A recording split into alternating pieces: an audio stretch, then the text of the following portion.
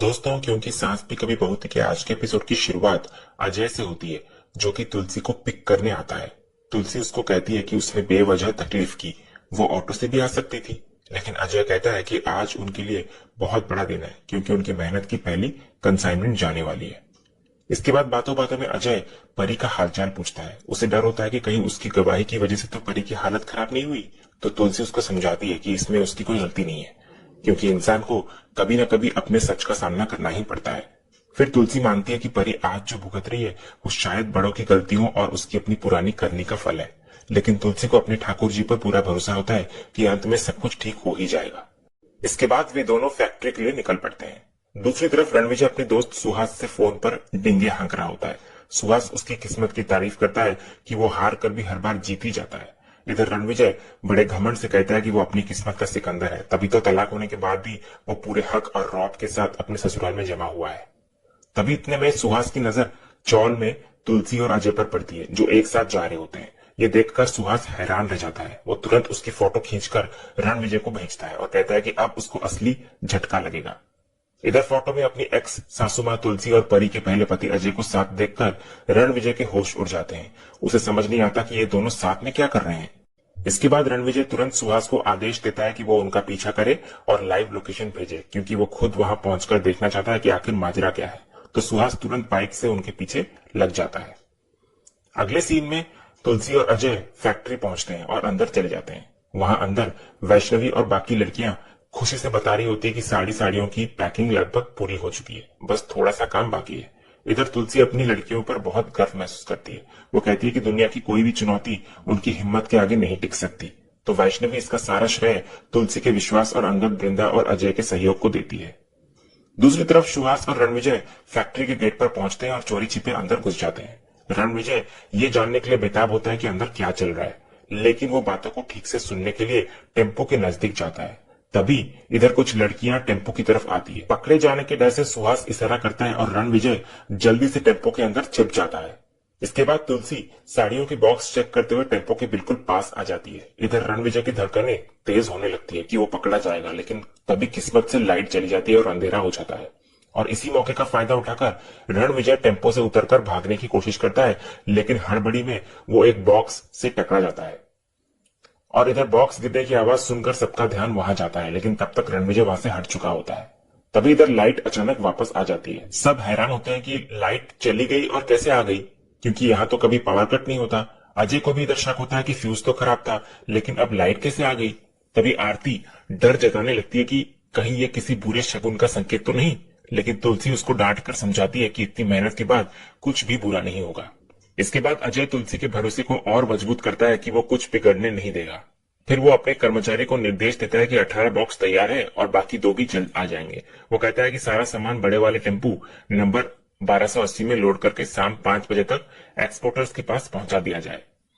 जब सब वहां से चले जाते हैं तो पीछे से रणविजय निकलता है। वो न केवल पकड़ा जाने से बच गया होता है, बल्कि उसने अजय का पूरा प्लान और टेम्पो की डिटेल्स सुन ली होती है। उसके चेहरे पर एक शैतानी मुस्कान आ जाती है, जो इशारा करती है कि वो अब कुछ बड़ा और खतरनाक करने वाला है। दूसरी तरफ इधर तुलसी अजय को दिल से धन्यवाद देती है, क्योंकि उसकी हेल्प के बिना इतना बड़ा ऑर्डर पूरा करना नामुमकिन था। लेकिन अजय बड़े आदर से कहता है कि उसको थैंक यू नहीं, बस तुलसी का आशीर्वाद चाहिए। दूसरी तरफ रणविजय चुपके से खुद से बात करता है। वो कहता है कि ऑर्डर भले ही पूरा हो गया हो, लेकिन माल अपनी मंजिल तक नहीं पहुंचेगा। उसने अपने हाथ पर टेम्पो का नंबर लिख लिया होता है और उसके दिमाग में एक खतरनाक प्लान तैयार हो चुका होता है।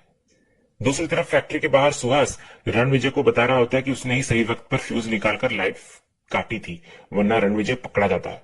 तो इधर रणविजय सुहास को एक और बड़ा काम करने को कहता है, लेकिन सुहास पहले मना करता है, क्योंकि वो और झमेले में नहीं पड़ना चाहता। लेकिन रणविजय उसे उसकी सपनों की कार और उसके डाउन पेमेंट का लालच देता हुआ नजर आता है। तो लालच में आकर सुहास काम करने के लिए मान जाता है और दोनों वहां से निकल पड़ते हैं। अगले सीन में रणविजय ऑफिस में पूरे रौब के साथ अंदर आता है और ऋतिक को एक नौकर की तरह आदेश देता है कि ऋतिक, मेहता ग्रुप की फाइल निकाल, मुझे चेक करनी है। तो ऋतिक का गुस्सा फूट पड़ता है और रणविजय को उंगली दिखाकर चेतावनी देता है कि मुंह संभाल कर बात कर मुझसे। मत भूल कि तू यहाँ सिर्फ एक एम्प्लॉय है और मैं मालिक हूँ। ऑर्डर्स मैं दूंगा, तू नहीं। और तेरा पहला ऑर्डर यह है कि अपना मुंह को बंद रख। लेकिन रणविजय ऋतिक को याद दिलाता है कि लगता है तुझे भूलने की बीमारी है। कल कोर्ट का फैसला भूल गया क्या? मेरे पास कंपनी के शेयर्स थे और कोर्ट ने मेरी पोजीशन बरकरार रखी है। तो इस कंपनी का मालिक मैं भी हूं, वो भी कानूनी तौर पर। तो रणविजय की बात सुनकर ऋतिक चुप हो जाता है। फिर बहस के बाद ऋतिक वहां से जाने लगता है, लेकिन रणविजय उसे रोक देता है। वो ऋतिक के कंधे पर हाथ रखकर एक फ्री की एडवाइस देने का नाटक करता है, जो असल में उसकी जहरीली मानसिकता को दिखाता है। रणविजय कहता है, ऋतिक, तू जो ये हमेशा मुंह फुलाए और चिढ़ा हुआ घूमता रहता है ना, इसकी वजह मैं जानता हूँ। कमी तुझ में नहीं बल्कि तेरी बीवी में है। बहुत ही बेहुदा औरत है वो। इसके बाद रणविजय अपनी हदें पार करते हुए ऋतिक को उकसाता है कि अगर उसकी जगह मेरी बीवी होती तो मैं उसे अच्छे से सबक सिखाता। मेरी मान, हिम्मत कर और जोर से हाथ उठा उस पर। एक बार पिटेगी तो अपनी औकात पर आ जाएगी। वो बेशर्मी से हंसते हुए कहता है कि यह तरीका आजमाने के बाद ऋतिक खुद उसे थैंक यू बोलेगा। तो इस पर ऋतिक रणविजय की घटिया सलाह का मुंह तोड़ जवाब देता हुआ नजर आता है। वो उसको छोटी सोच वाला घटिया इंसान और छिचोरा कहता है। ऋतिक गर्व से कहता है कि उसकी माँ तुलसी ने उसे सिखाया है कि असली मर्द वो है जो सब्र और सेल्फ कंट्रोल रखे, ना कि औरतों पर हाथ उठाए। वो कहता है कि जिस दिन उसने किसी औरत पर हाथ उठाया वो अपनी नजरों में गिर जाएगा। इसके बाद ऋतिक रणविजय को एक फ्री एडवाइस देता है कि आइंदा ऐसी बकवास सलाह ना दे, वरना वो अपनी माँ की सीख को किनारे रखकर रणविजय पर जरूर हाथ उठा देगा। तो बात इधर हाथापाई तक पहुंच जाती है। दोनों एक दूसरे को धमकियां देने लगते हैं, लेकिन तभी नोएना वहां आ जाती है और दोनों को रोकती है। वो उनको याद दिलाती है कि ये ऑफिस है और उन्हें मर्यादा में रहना चाहिए। लेकिन ऋतिक गुस्से में धमकी देकर निकल जाता है कि रणविजय दुआ करे कि उसको ऋतिक के गुस्से का सामना न करना पड़े। इसके बाद ऋतिक रणविजय से पूछती है कि आखिर चल क्या रहा है। वो उसको चेतावनी देती है कि उसने रणविजय को केस जितवाकर हेल्प की थी, अब वो उसे अपने फैसले पर पछताने पर मजबूर न करे। लेकिन रणविजय बड़ी चालाकी से नोएना को याद दिलाता है कि उसकी हेल्प के पीछे नोएना का अपना मतलब था। फिर वो एक बड़ा बम फोड़ता है। वो बताने लगता है कि तुलसी 1000 साड़ियों का ऑर्डर पूरा कर चुकी है। तो नोएना के होश उड़ जाते हैं। उसे यकीन नहीं होता कि इतनी मुसीबतों के बावजूद तुलसी ये कैसे कर पाई। रणविजय आगे कहता है कि इसमें परी के पहले पति अजय ने अपनी फैक्ट्री देकर हेल्प की है उनकी। तो नोएना घबरा जाती है। अगर तुलसी ने ऑर्डर टाइम पर डिलीवर कर दिया तो सारे कॉन्ट्रैक्ट उसे ही मिल जाएंगे और नोएना के हाथ कुछ नहीं आएगा। तो रणविजय इस मौके का फायदा उठाने लगता है। वो अपना प्लान बताता है कि तुलसी ने साड़ियां तो तैयार कर ली है, लेकिन अगर वे सही समय पर क्लाइंट तक नहीं पहुंची तो कॉन्ट्रैक्ट कैंसिल हो जाएगा और सीधा नोएना को मिल जाएगा। इधर रणविजय और नोएना मिलकर तय करते हैं कि वे किसी भी कीमत पर माल को मंजिल तक पहुंचने नहीं देंगे। तभी नोएना जानना चाहती है कि रणविजय आखिर कैसे उस माल को रोकेगा, लेकिन रणविजय उसको ज्यादा सवाल न करने और सिर्फ नतीजों का आनंद लेने को कहता है और वहां से निकल जाता है। और इधर नोएना मन ही मन सोचती है कि रणविजय भले ही उसे पसंद ना हो, लेकिन वो उसके काम का बहुत है। दूसरी तरफ रणविजय सुहास को फोन पर पूरी जानकारी देता है। वो बताने लगता है कि ठीक 3:40 पर अजय की फैक्ट्री से टेम्पो निकलेगा और उनका निशाना 4:50 पर होगा। रणविजय सख्त निर्देश देता है कि टेम्पो सिवरी के तरफ जा रहा है और उसे किसी भी हाल में अपनी मंजिल तक नहीं पहुंचने देना है। दूसरे सीन में ऑफिस पर नोएना पार्थ को एक प्रेजेंटेशन तैयार करने का हुक्म दे रही होती है। वो चाहती है कि प्रेजेंटेशन में ये साफ दिखे कि उनकी कंपनी दुनिया के किसी भी कोने में बड़े से बड़ा ऑर्डर डिलीवर कर सकती है। वो पार्थ से कहती है कि उनके प्लांट्स में बड़े ऑर्डर्स के लिए पूरी तैयारी होनी चाहिए। जब पार्थ वजह पूछता है तो नोएना उसको डांटकर चुप करा देती है। इसके बाद मिहिर वहां आता है और नोएना से पूछता है कि वो किस बड़े ऑर्डर की बात कर रही है। तो नोएना पूरे विश्वास के साथ कहती है कि तुलसी अपना ऑर्डर पूरा नहीं कर पाएगी, इसलिए वो ऑर्डर अब उनकी कंपनी को ही मिलेगा। वो तर्क देती है कि तुलसी कोर्ट केस और परी की उलझनों में इतनी फंसी है कि काम पर ध्यान नहीं दे पाएगी। वो इसे बिजनेस का नियम बताती है कि किसी का नुकसान तो किसी का फायदा। इधर मिहिर नोएना की बात पर ताना मारते हुए कहता है कि नोएना दूसरों का हक मारने और दूसरों के नुकसान से अपना फायदा करने में तो वैसे भी माहिर है। लेकिन फिर वो मजाक में बात को घुमा देता है और कहता है कि अगर ये कॉन्ट्रैक्ट उन्हें मिल जाए तो अच्छा ही होगा, क्योंकि इससे शांति निकेतन का कर्जा उतर जाएगा। तो नोएना समझ जाती है कि मिहिर उसे ताना मार रहा है, लेकिन वो उसे अनदेखा कर देती है। फिर अंत में नोएना कंपनी के एमडी के साथ मीटिंग फिक्स करती है ताकि नए ऑर्डर्स के लिए रास्ता साफ हो सके। तो मिहिर उसको गुड न्यूज लाने के लिए प्रोत्साहित करता है, लेकिन उसकी बातों में कहीं ना कहीं सैर्केज्म होता है। दूसरे सीन की शुरुआत सिवरी से होती है, जहां माहौल काफी तनावपूर्ण होता है। तो तुलसी और उसकी लड़कियां बेसब्री से टेम्पो के आने का इंतजार कर रही होती है। इधर वैष्णवी और तुलसी दोनों परेशान होते हैं क्योंकि अजय और टेम्पो को निकले हुए काफी देर हो चुकी होती है।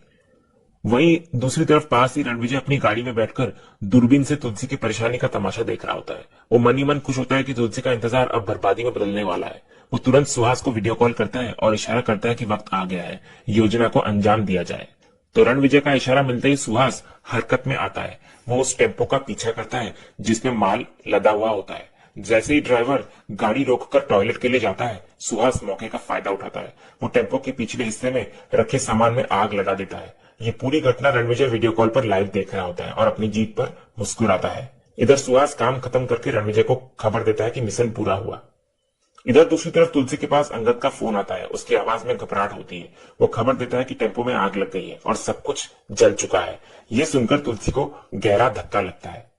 दूसरी तरफ रणविजय ये खुशखबरी नोएना को देता हुआ नजर आता है। नोएना ये सुनकर बहुत खुश होती है। वो तुलसी का मजाक उड़ाते हुए सोचती है कि शहर की हवा तुलसी को रास नहीं आई और अब उसे हार मानकर वापस अंजार चले जाना चाहिए। इधर रणविजय और नोएना को लगता है कि उन्होंने तुलसी को बर्बाद कर दिया है। दूसरे सीन में एक्सपोर्टर्स तुलसी को पूछ रहे होते हैं कि वादा करने के बावजूद माल अब तक क्यों नहीं पहुंचा। तो तुलसी के पास कोई जवाब नहीं होता। तभी अचानक वहां एक टेम्पो आकर रुकता है और अजय उसमें से उतरता है। ये देखकर तुलसी हैरान रह जाती है क्योंकि उसे तो आग की खबर मिली थी।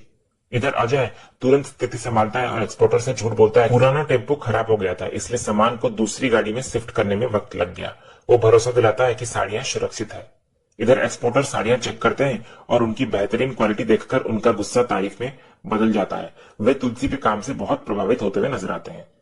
दूसरी तरफ मौका पाकर तुलसी अजय को साइड में ले जाती है और असलियत पूछती है। अजय राज खोलता है कि उसे एक अनजान नंबर से पहले ही चेतावनी मिल गई थी कि गाड़ी पर हमला होने वाला है। इसीलिए उसने समझदारी दिखाई और आग लगने से पहले ही असली माल दूसरी गाड़ी में बदल दिया था। तभी तुलसी पूछती है, लेकिन वो नंबर किसका था? तो अजय बोलता है, ये तो नहीं पता, लेकिन मुझे आइडिया है कि वो कौन हो सकता है। इसके बाद अंत में एक्सपोर्टर तुलसी की मेहनत से खुश होकर उसको बहुत बड़ा इनाम देते हैं। वो घोषणा करते हैं कि अगला 10 लाख साड़ियों का ऑर्डर तुलसी को ही मिलेगा। ये सुनकर तुलसी की पूरी टीम खुशी से झूम उठती है।